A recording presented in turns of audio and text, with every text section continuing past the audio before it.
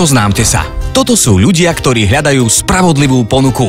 Jeden si chce výhodne požičať a druhý premýšľa, že svoje úspory investuje s dobrým percentom. No a na to dnes obaja potrebujú banku. To je ona. A tá im navrhne svoju predstavu spravodlivej ponuky. Je to naozaj spravodlivé?